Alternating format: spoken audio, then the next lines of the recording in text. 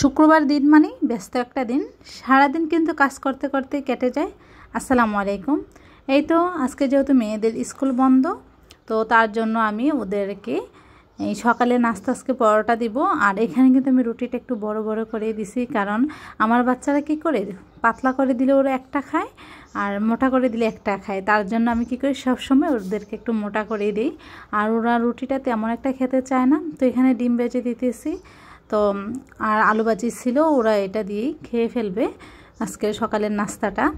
আর শুক্রবারে যেহেতু ওরা সকালে একটু দেরি করে ওঠে, তো দেরি হয়ে যায় নাস্তাটা রেডি করতে করতে। তো এখানে দুপুরে রান্নার জন্য চলে আসলাম।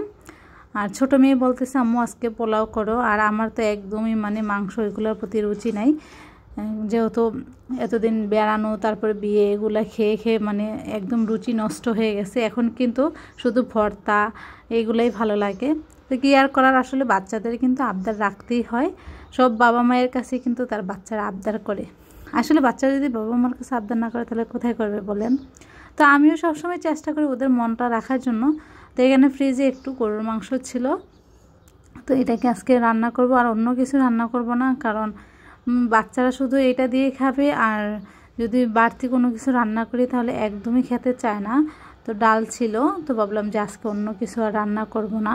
আর যেহেতু আমাদের মানুষও কম, কারণ এখন আমার শ্বশুর শাশুড়িও বাসায় নেই, তো এখানে আমি সব মশলা দিয়ে একটু ভালো করে এটাকে মেখে নিতেছি। আর আমার আদা রসুন পেস্টটা দিতে একদমই মনে ছিল না, তো পরে হঠাৎ মনে হলো তো দিয়ে দিলাম। তো এই তো আমি কিন্তু মাংসটাকে ভালো করে কষিয়ে নিব। আর মাংসটা আমি একটু ছোটো ছোটোই কেটে নিছি, যেন তাড়াতাড়ি সিদ্ধ হয়ে যায়। আর ওর বাবা আবার মাংস একটু শক্ত থাকলে একটু খেতে পারে না, তো এবার আমার কাছে সামান্য একটু শক্তটা ভালোই লাগে। একদম নরম মাংসটা আমার তেমন একটা পছন্দ না। তো এখানে মাংসটা আমি ভালো করে কষিয়ে নিছি, আলুও দিয়ে দিলাম। আর এখানে পোলাও রান্নার জন্য আগে আমি একটু পেঁয়াজটাকে বেরেস্তা করে নিলাম, একটু উঠাই নেব ওইখান থেকে। আর বাকিটা পোলাওতে দিয়ে দিব। আসলে পোলাওর মধ্যে যদি বেরেস্তাটা দেওয়া হয় তাহলে কিন্তু ভালোই লাগে, কিন্তু এটা তো বেরেস্তাটা করতে গেলে অনেকটা সময় লাগে, তার জন্য আমার করতেও ভালো লাগে না।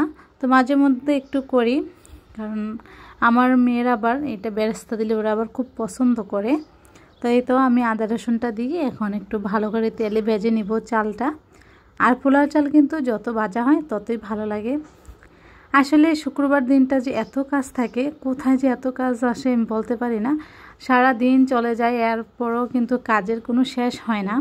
তো এখানে পোলাওর মধ্যে আবার আমি কিছুটা মটরশুঁটি দিয়ে দিছি, কারণ মটরশুঁটি দিলে আবার পোলাওটা খেতে ভালোই লাগে। তো আজকে মটরশুঁটি দেওয়ার কারণে আজকে কোনো গাজর দেই নেই, ভাবলাম যে আজকে শুধু মটরশুঁটিই দিব।